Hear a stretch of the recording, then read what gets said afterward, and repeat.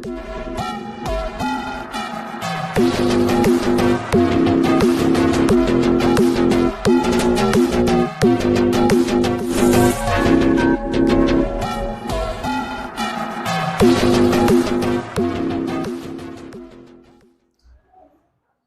देखो, क्वेश्चन ये बोला है इसमें कि एक रेक्टेंगल शेप है जिसकी लेंथ और ब्रीथ कितनी दे रखी, 3 मीटर और 2 मीटर दे रखी, इसकी लंबाई और चौड़ाई। अब बीच में क्या बना हुआ है, सर्कल शेप बना हुआ है वृत्त, जिसका डायमीटर यानी कि व्यास कितना दे रखा है, 1 मीटर दे रखा है। अब बोल रहा है कि अगर अपन क्या करते हैं, मान लो कोई भी ऑब्जेक्ट या डाइक मान लो, इसमें क्या करते हैं, इस एरिया में फेंकते हैं, तो इसकी क्या प्रोबेबिलिटी है, क्या संभावना है कि वो हमारा डाइक जो है वो इस एरिया में आएगा। ठीक है ना, ये क्वेश्चन समझ में आ गया है। ये रेक्टेंगल एरिया है, इसके अंदर एक छोटा सा क्या बना हुआ है, सर्किल बना हुआ है, आयत के बीच में वृत्त बना है। अब इसमें क्या करना है, अपने को डाइक फेंकना है या कोई भी ऑब्जेक्ट। तो ये पूछ रहा है कि इसकी क्या प्रोबेबिलिटी है कि वो डाइक जो है वो इस सर्किल में क्या होगा, आगे गिरेगा। तो पहले तो ये बताओ कि डाइक को गिरने के लिए टोटल कितनी जगह है, ये पूरा, यानी कि अगर आप इसका एन एस मानोगे तो एन एस की क्यों मानोगे, रेक्टेंगल को मानोगे ना, एरिया ऑफ रेक्टेंगल।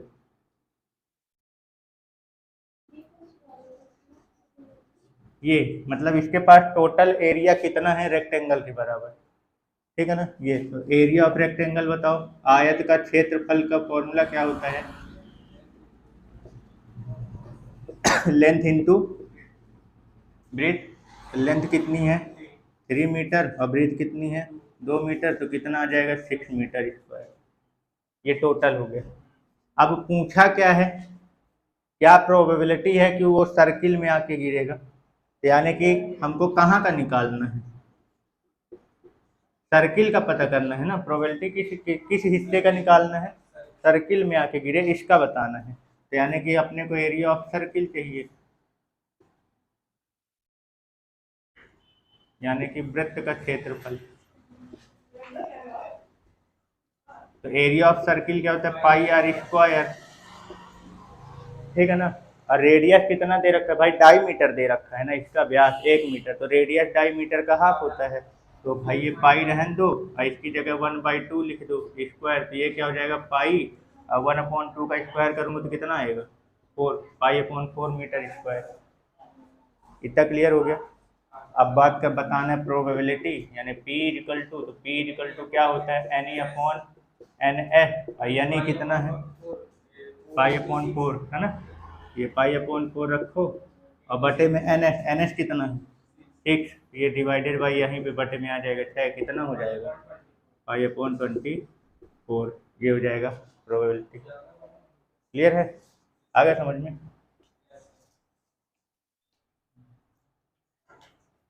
देखो अब थोड़ा सा कुछ बेसिक पॉइंट बात कर लेते हैं फॉर्मूले और से रिलेटेड, और ठीक है। देखो अगर मान लो हमारे पास एक सिक्का है, ठीक है ना, एक सिक्के में कितने पहलू होते हैं, मतलब कहने का मतलब एक सिक्के से कितनी घटनाएं घटित होती हैं, 2। एक पॉइंट से कितनी घटना घटित होगी, 2 इवेंट होती हैं। ठीक है ना, तो अब अगर ये बोल दिया जाए कि अपने पास 2 सिक्के हैं या 3 सिक्के हैं, उसको टॉस करेंगे तो कितने इवेंट होंगे, या 4 सिक्के हैं, ऐसे करके कुछ भी बोल सकता है। तो ध्यान रखना, इसका फॉर्मूला है नंबर ऑफ इवेंट। अगर अपने को पता करना है, क्या पता करना है, नंबर ऑफ इवेंट, यानी घटनाओं की संख्या, कि टोटल कितने घटनाएं घटित होंगी ये बताना है। तो तुम ये पता कर लो कि उसमें जिसकी भी बात वो कर रहा है उसमें एक बार में कितनी घटना घटित होगी। अगर अपन सिक्के की बात कर रहे हैं तो एक सिक्के को लेंगे तो एक सिक्के में कितनी घटना घटित होती है, 2। तो यानी कि हमको क्या करना है, 2 लेना, 2 की पावर क्या करना है, यानी इसका मतलब ये हुआ n इक्वल टू, अगर 1 आ रहा है, n इक्वल टू 1 लेना, मतलब एक पॉइंट, क्या, एक पॉइंट, एक सिक्के, यहाँ अपन 1 रखेंगे तो 2 की पावर 1 रखेंगे तो कितना आएगा, 2, यानी 2 इवेंट होंगी, 2 घटनाएं घटित होंगी। अगर अपने 2 सिक्के लेते हैं, कितने लेते हैं, n इक्वल टू 2, 2 कॉइन ले लो, तो इसका मतलब 2 की पावर 2 करूँगा तो कितना आएगा, 4 इवेंट, यानी 4 घटनाएं घटित होंगी टोटल। ऐसे अगर n इक्वल टू कितना दे दिया 3 कॉइन, 3 सिक्के हैं अपने पास। अब 3 सिक्कों को एक साथ अगर उछालेंगे तो टोटल कितनी घटनाएं घटित होंगी? तो 2 की पावर 3 8 इवेंट यानी 8 घटनाएं घटित होंगी। आगे समझ में क्या करना है? ठीक है, कोई डाउट? तो ये तो मैंने कॉइन लिया, इसी को आप ऐसे भी पूछा जा सकता है, एक सिक्के को 2 बार उछालेंगे तो कितनी घटनाएं घटित होंगी, तब भी यही करना है। 2 बार उछालेंगे तो ये नंबर ऑफ टॉस का जो संख्या है उसको लिखोगे आप यहाँ पे। तो 2 की पावर 2 कर देंगे तो कितना आएगा? और एक सिक्के को 3 बार उछालेंगे तो टोटल कितनी घटना घटित होगी? तो 2 की पावर 3 करेंगे तो 8। तब बताओ जरा, एक सिक्के को अगर 5 बार उछालेंगे, क्या बोला मैंने? एक सिक्के को 5 बार उछालेंगे तो टोटल कितनी घटनाएं होंगी? 32, ठीक है ना। 5 बार उछालेंगे तो 5 बार मल्टीप्लाई 2 2 जा 4 4 2 जा 8 8 2 जा 16 16 2 जा 32, टोटल 32 घटनाएं होंगी। आगे समझ में? चलो, अब डाइक के लिए अगर मान लो मैं पूछता हूँ, तो एक डाइक की अगर बात करें तो एक डाइक में कितनी घटना घटित होती है? तो यानी कि यहाँ पे जो नंबर ऑफ इवेंट का फॉर्मूला बनेगा वो 6 की पावर n बनेगा। किसका बनेगा? 6 की पावर n का। तो अब बताओ, अगर अपन एक डाइक लेंगे तो कितनी घटना घटित होगी? 6 की पावर 1 करूंगा तो कितना आएगा? 6 ही आएगा। 2 डाइक अपन ले लेंगे तो इससे कितनी घटनाएं टोटल घटित होंगी? 6 की पावर 2 36। 3 डाइक ले लेंगे तो कितनी घटित होंगी? 6 की घात 3, करो मल्टीप्लाई, 216 216, है ना? ठीक है, तो समझ गए कि क्या बताना चाह रहा हूँ? तो अगर अपने को किसी का भी टोटल घटना बताना हो तो पहले ये देख लो कि उसके एक फैक्टर में कितने घटनाएं हैं, उसी का पावर करते जाना जितने बार वो पूछेगा। देखो क्लियर हो गया? प्रोबेबिलिटी का फॉर्मूला अपन क्या पढ़े? P इक्वल टू क्या होता है? NE/N S, है ना? ये क्या है? नंबर ऑफ फेवरेबल इवेंट, और ये नंबर ऑफ टोटल इवेंट, है ना? यानी ये कुल घटना की संख्या हो गई टोटल इवेंट का, नंबर ऑफ टोटल इवेंट, और ये नंबर ऑफ फेवरेबल इवेंट, मतलब जिसका प्रोबेबिलिटी निकालना। तो क्वेश्चन ये है कि मिनिमम प्रोबेबिलिटी कितनी हो सकती है एंड मैक्सिमम कितनी जा सकती है। तो हालांकि मैं पहले ही बताए दे रहा हूँ, फिर अभी इसको एग्जाम्पल से अपन समझते हैं। ये ध्यान रखना, किसी भी घटना के घटित होने की जो प्रायिकता है, प्रोबेबिलिटी, मिनिमम कितनी हो सकती है? 0, और मैक्सिमम कितनी हो सकती है? 1। इस चीज़ को याद रख लेना कि प्रोबेबिलिटी हमेशा 0 से 1 के ही बीच में होगी, ना 0 से कम आएगा ना 1 से बड़ी आएगी, ठीक है ना? प्रोबेबिलिटी हमेशा कहाँ से कहाँ तक होगी? 0 से 1 तक। 0 से कम नहीं जाएगा, यानी 0 से कम मतलब माइनस में, और 1 से बड़ी नहीं आएगी। अब इसको समझते हैं थोड़ा और इसका मतलब भी समझते हैं। अगर मान लो हमारे पास जैसे कि अपन डाइक में कौन कौन सी घटना 1 2 3 4 5 और है, मान लो डाइक का एग्जाम्पल लेते हैं, ठीक है ना? तो इसमें टोटल इवेंट कितने हैं? 6 हैं। चलो मान लो अगर इसमें ये पूछ लिया जाए कि इसमें से 8 आने की प्रोबेबिलिटी बताओ। अगर एक डाइक को अपन फेंकते हैं तो उसमें 8 आने की प्रोबेबिलिटी बताओ। वो घटना ही नहीं घटित हो रही, तो उसकी प्रोबेबिलिटी कितनी हो जाएगी? 0। अब ये बताओ, क्या किसी घटना की वैल्यू 0 से पीछे जा सकती है? हम किसी घटना के बारे में अगर बात कर रहे हैं तो या तो वो घटना घटित होगी या तो नहीं होगी। 2 ही केस बनेगा ना। कितने केस बनेंगे? या तो वो इवेंट होगा या तो वो इवेंट नहीं होगा। अब इम्पॉसिबल से पीछे भी जा सकते हो क्या तुम? नहीं ना। तो सीधी सी बात है, यानी मिनिमम कितना जा सकता है? 0। 0 किसको बोलते हैं? इम्पॉसिबल इवेंट को, जो होगा ही नहीं।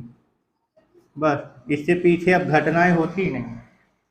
घटना या तो होगी या तो नहीं होगी। अब नहीं होगी से भी पीछे थोड़ी जाओगे कि नहीं होगी कि भी नहीं होगी, ठीक है ना? समझ गए? तो इम्पॉसिबल इवेंट का प्रोबेबिलिटी कितना होता है? 0। इससे पीछे इसकी वैल्यू इसलिए नहीं जाती क्योंकि इसके पीछे इवेंट है ही नहीं। कुछ डाउट है? समझ में आया? ठीक है। अब अगर मान लो मैं इसकी क्या पूछता हूँ, 1 मैक्सिमम, इसकी 1 कैसे आ रही है? ठीक है ना? इसको कैसे पता करेंगे? तो ये बताओ अगर मैं ये क्वेश्चन पूछ लूँ कि एक डाइक को फेंकने में नेचुरल नंबर आने की प्रोबेबिलिटी बताओ कितनी होगी। नेचुरल नंबर आने की प्रोबेबिलिटी, सारे नेचुरल है, 6 के 6 वो आ सकते हैं, यानी कि जब हमारा देखो P equal to N E upon होता है एन एस, अब टोटल हमारे पास 6 है। अगर हम कुछ ऐसा स्टेटमेंट बोल दें, ऐसी घटना बोल दें जिसका वो सारी वैल्यू आ सके जितना उसमें है, तो जब वो सारी वैल्यू आप रखोगे तो कट के कितना आएगा। अब ये बताओ क्या तुम्हारे पास 6 से बड़ा इवेंट है यहाँ पे? तो जब 6 से बड़ी इवेंट ही नहीं है तो प्रोबेबिलिटी क्या 1 से बढ़ी जाएगी? तो प्रोबेबिलिटी 1 आने का मतलब क्या है, वो घटना जो आप बता रहे हो पूरी पूरी क्या हो रही है, घटित हो रही है। आई बात समझ में? अब जितनी घटना है वो पूरी अगर शामिल हो जाएगी तो जाके कट के कितना आएगा 1, उससे बड़ी वैल्यू आ ही नहीं सकती। तो इसलिए इसका मैक्सिमम वैल्यू कितना आता है 1, और इसको क्या बोलते हैं 100% श्योर इवेंट, मतलब फिक्स है कि ये घटना होगी ही होगी। तो उसको उसकी प्रोबेबिलिटी कितनी आती है 1 आती है। बात समझ में आया? कुछ कंफ्यूजन? ठीक है ना। 0 से कम क्यों नहीं जा सकता? क्योंकि 0 ऐसी घटना का प्रोबेबिलिटी है जो हो ही नहीं रहा है। अब घटना है ही नहीं तो उसकी कितनी पहुंच गई 0, और 1 सारी घटना शामिल होगी। अब सारी घटना से अधिक घटना तो है ही नहीं, तो सीधी सी बात है प्रोबेबिलिटी 1 से आगे जाएगी नहीं, यानी कि कहाँ से कहाँ तक की वैल्यू जाएगी प्रोबेबिलिटी में, 0 से 1 तक। ठीक है ना, इस पॉइंट को ध्यान रखना। हाँ ठीक है, काम कर रहे हैं तो गिरे के कुछ फायदा हुई है। चलो अभी अपन बात करते हैं घटना घटित होने की प्रायिकता क्या होगी प्रोबेबिलिटी, और घटना ना घटित होने की प्रोबेबिलिटी क्या होगी। ठीक है ना, उससे रिलेटेड फॉर्मूले वगैरह समझते हैं कि क्या है। तो अपन वही एग्जांपल कुछ ले लो, जैसे अपन कॉइन का ही एग्जांपल ले लेते हैं। एक कॉइन हेड और टेल, एक कॉइन में 2 ही घटनाएं होंगी। ठीक है ना, तो एन एस कितना है, टोटल इवेंट कितनी है 2। अब मान लो मैं पहला क्वेश्चन पूछता हूँ हेड के आने की प्रोबेबिलिटी बताओ, किसकी? हेड की आने की प्रोबेबिलिटी क्या होगी। तो अपना क्वेश्चन का आंसर क्या हो जाएगा भाई, है ना, एन एच कितने हैं, मतलब हेड की संख्या कितनी है, एक ही है भाई, एक टिक्की में एक ही हेड है। ठीक है, एन एच कितना है आपका 2, तो प्रोबेबिलिटी पी इक्वल टू कितना होगा 1/2। परसेंट नहीं निकालना, जो फॉर्मूला समझा रहे हैं उसके लिए, ये सब तो वही तो कल कर चुके हैं। क्वेश्चन ये है हेड ना आने की प्रोबेबिलिटी क्या होगी। क्या बोला मैंने, हेड ना आने की। तो अपने पास जो घटना है उसमें 2 घटना है, एक हेड और दूसरा टेल। क्वेश्चन को समझना थोड़ा सा, हेड आने की प्रोबेबिलिटी मतलब हेड वाला, और हेड ना आना मतलब हेड को छोड़ के बाकी आ जाएंगे। तो हेड को छोड़ के बाकी कौन बचा है, टेल। वो फॉर्मूला समझाने के लिए, लेकिन पहले थोड़ा जो समझा रहा हूँ, क्या चीज़ समझा रहा हूँ उसको थोड़ा सा पकड़ो। हमने क्या बोला, एक घटना, हम हेड की बस बात कर रहे हैं, तो हेड आने की प्रोबेबिलिटी अगर बात करें तो हेड की संख्या कितनी है अपने पास 1, इसकी प्रोबेबिलिटी कितनी, और टोटल इवेंट कितने हैं 2, तो इसकी प्रोबेबिलिटी कितनी आ गई प्रायिकता 1/2। अगला क्वेश्चन मेरा ये है हेड ना आने की प्रोबेबिलिटी, किसी भी घटना के ना घटित होने की प्रोबेबिलिटी अगर पूछता है तो उसको कैसे प्रदर्शित करते हैं, यहाँ बार लगा के, क्या लगा देते हैं, बार। ये ऊपर जो डंडी लगी इसका मतलब है कि हेड के ना आने की प्रोबेबिलिटी। तो अभी तुम ये बताओ हमारे पास जो घटना है उसमें से हेड को छोड़ दो, अब बाकी की चीजें आ जाएंगी, तो हेड को छोड़ेंगे तो बाकी क्या बचा, टेल। एक ही घटना है तो इसकी भी कितनी आ रही है, हम समझ रहे हैं तुम्हारी भावना, क्या समझा रहे हैं उसको थोड़ा पकड़ने की कोशिश करो। ठीक है ना, अभी क्वेश्चन अभी इससे खतरनाक भी बन जाएंगे, बट बेन पैटर्न क्या समझाने की कोशिश कर रहा हूँ उस चीज़ को समझो। अब जरा ये बताओ, हमारे पास ये वाला हो गया घटना घटित होने वाली, घटना ना घटित होने की प्रायिकता मतलब जिस जो घटित होने वाली उसको हटा के बाकी का चीज आ जाएगा। ना घटित होने का मतलब क्या है, एग्जाम्पल से ही समझना तभी इसको अच्छे से एक्सप्लेन कर पाओगे। मैं बोल रहा हूँ घटना के ना घटित होने की, मतलब जैसे हमने बोला पहला हेड आने की प्रोबेबिलिटी, तो हेड उसमें कितने हैं उसको लेंगे, दूसरा क्वेश्चन मेरा बन रहा है हेड ना आने की प्रोबेबिलिटी। तो हेड ना आने का प्रोबेबिलिटी मतलब ये है हेड जितने हैं उसको छोड़ दो तुम, बाकी की चीजें आ जाएंगी। तो बाकी की चीजें कौन बची यहाँ पे, टेल। तो उसकी उसकी वो वाली जो घटना है उसको बस ले लेंगे। अब जरा इसको टोटल करो दोनों को, क्या समझ अभी ये घटना घटित होने की और घटना ना घटित होने की प्रोबेबिलिटी को दोनों को टोटल करो जरा कितना आएगा। तो घटित होने वाली कितनी है, ना घटित होने वाली भी। इसको सॉल्व करोगे तो कितना आएगा भाई, डिवाइडेड बाई 2, 1 + 1 कितना हो गया 2/2, कट के कितना हो जाएगा। तो एक्चुअली में ये पता है क्या है, इसमें तुमने टोटल इवेंट काउंट कर लिए सारे के सारे। भाई मैंने क्या बोला था, घटनाएं दो प्रकार की हैं, या तो होगी, ये सारे शामिल कर लिए मतलब सभी प्रकार की घटनाएं आ गई। और सभी प्रकार की घटनाओं को शामिल कर लेते हैं तो उसकी प्रोबेबिलिटी कितनी आती है, 1। मतलब घटना घटित होने और घटना न घटित होने की प्रोबेबिलिटी का जो सम होता है टोटल, वो कितना होता है, 1। ये फॉर्मूला है, इस चीज़ को ध्यान रखना थोड़ा सा कि PE + PE0 = कितना होता है, 1। ये दूसरा फॉर्मूला आ चुका है आपका। इतना समझ में आया। ये 1 कहाँ से आया भाई, घटना घटित होने वाला तो जितने हैं उसको पकड़ लिए, घटना ना घटित मतलब बाकी के जो बचे उसको छोड़ के उसको पकड़ लिए, यानी तुम सबको शामिल कर लिए। और जब सभी घटनाएं शामिल कर लोगे तो सभी घटनाओं के का प्रायिकता कितना पहुंच जाता है, 1 पूरा, यानी इनका सम कितना हो गया, 1। अब यहीं से आप फॉर्मूला बना सकते हो। अब देखो, मान लो हमको क्या दे देता है, घटना घटित होने की प्रायिकता हमको पता है और ना घटित होने की पूछ रहा है कि उसके ना घटित होने की प्रायिकता निकालो। तो अपन ना घटित होने की प्रायिकता को कैसे निकाल सकते हैं, इसको उधर भेज दो, 1 - PE, मतलब 1 में से माइनस कर देंगे। यही चीज मान लो अपने को क्या दे देता है, ना घटित होने की प्रायिकता दे दे और घटित होने की प्रायिकता पूछ ले, तो क्या करोगे, इसको निकालना है PE। तो इसके लिए भी वही करोगे, 1 में से इसको उधर भेज दो, माइनस कर दो। आई बात समझ में। यानी चाहे घटना घटित होने की प्रायिकता निकालने के लिए बोले और चाहे घटना ना घटित होने की, दो, लेकिन दो में से कोई एक पता होना चाहिए। तो दूसरा कैसे निकालोगे, 1 में से माइनस। और 1 में से माइनस करने वाला फॉर्मूला क्यों बना, समझ में आया, क्योंकि उन दोनों का टोटल ही कितना होता है, 1। तो अगर एक की घटना पता चल जाए तो बाकी की घटना एक में से जो बचा होगा वो होगा, तो उसको इसलिए 1 में से उसको माइनस करके निकाल देते हैं। क्लियर हो गया फॉर्मूला, ठीक है ना। चलो, यहाँ पे हमने कुछ वैल्यू लिख रखी है, इसमें हमें ये बताना है कि इनमें से कौन सी, ये प्रोबेबिलिटी का मैंने दे रखा है कि किसी इवेंट की, किसी घटना की प्रोबेबिलिटी मैंने दे रखी है। तो मैं ये बताना है कि इसमें से कौन सी प्रोबेबिलिटी पॉसिबल है और कौन सी नहीं है, ये बताना है। तो ज़रा बताओ कि ये -0.5 ये वाली किसी इवेंट की प्रोबेबिलिटी आ सकती है कि नहीं आ सकती। प्रोबेबिलिटी का क्या बताया था कि कहाँ से कहाँ तक होता है, 0 से 1 तक होता है, मतलब, और ये माइनस में है मतलब ये 0 से छोटी। भाई प्रोबेबिलिटी अपन क्या पढ़े कि किसी भी घटना के घटित होने की प्रायिकता 0 से लेकर 1 तक आ सकती है। तो भाई ये वाली जो वैल्यू है ये क्या है, ये निगेटिव ना है, और निगेटिव 0 से छोटी होती है, मतलब ये नहीं पॉसिबल है। ये वाला पॉसिबल है कि नहीं, 3/2, ये इवेंट पॉसिबल, ये प्रोबेबिलिटी, ये प्रायिकता किसी की आ सकती है कि नहीं आ सकती, पक्का तुम बताओ। 3/2 किसी इवेंट की प्रोबेबिलिटी हो सकती है कि नहीं हो सकती, हो सकती है, तुम बताओ।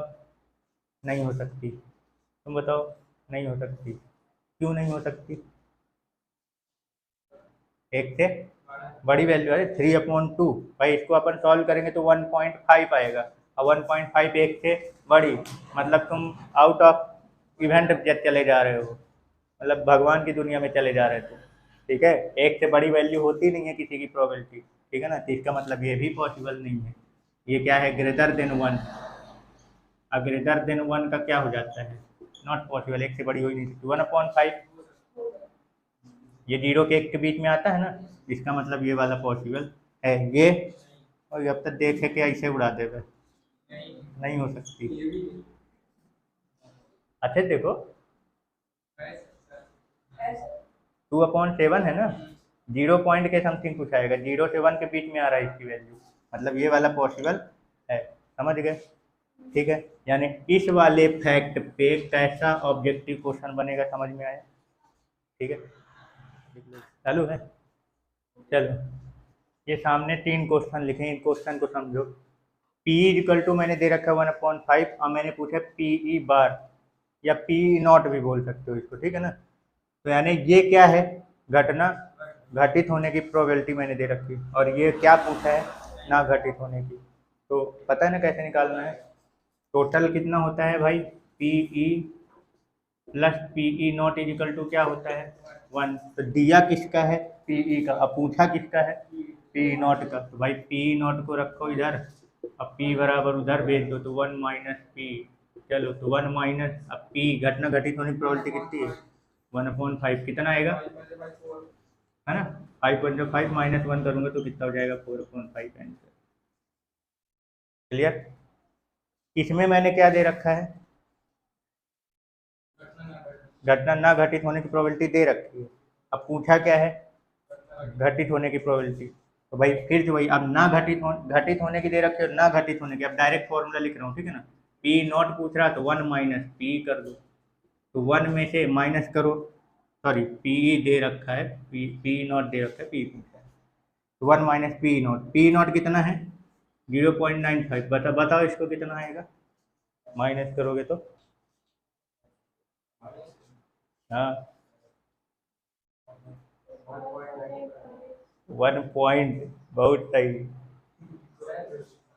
वही है, तो पंचे समझ गए। हाँ तुम बताओ जी।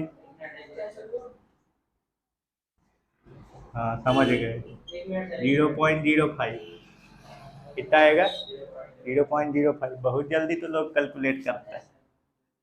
चलो, एन ई यहाँ पे दे रखा है 3, NS दे रखा है 5, अब पूछा हूँ क्या, P नॉट। तो ये NE क्या है, जो घटना घटित हो रही उसकी संख्या दे रखी है ना। तो इसका मतलब इससे तुम क्या निकाल पाओगे, काहे की, घटित होने की। अब ना घटित होने की नहीं निकाल पाओगे डायरेक्ट, जरूरी है कि 1 माइनस करो। टोटल कितनी घटना है, जिसमें से 3 हमने क्या दे रखा है, घटित होने वाली। तो मतलब 5 में से 3 घटित होने वाली है, तो 2 कौन सी है, ना घटित होने वाली। डायरेक्ट बता सकते हो, यानी कि P bar is equal to कितना हो जाएगा भाई। अगर आप यानी बार निकालना है, मान लो क्या निकालना है, एनी बार, यानी कि घटना ना घटित होने की संख्या। तो टोटल घटना कितनी है अपने पास, 5, उसमें से घटित होने वाली संख्या दे रखी है, इसको माइनस कर दो, तो ना घटित होने की संख्या आ जाएगी। तो अब अपन प्रोबेबिलिटी डायरेक्ट ना घटित होने वाली निकाल सकते हैं ना घटित होने की संख्या ऊपर और टोटल संख्या नीचे, 2/5 अपना आंसर। ठीक है, तो ये तरीका है, तुमको जैसे बने वैसे निकाल सकते हो, ठीक है ना, आंसर अपना आना चाहिए।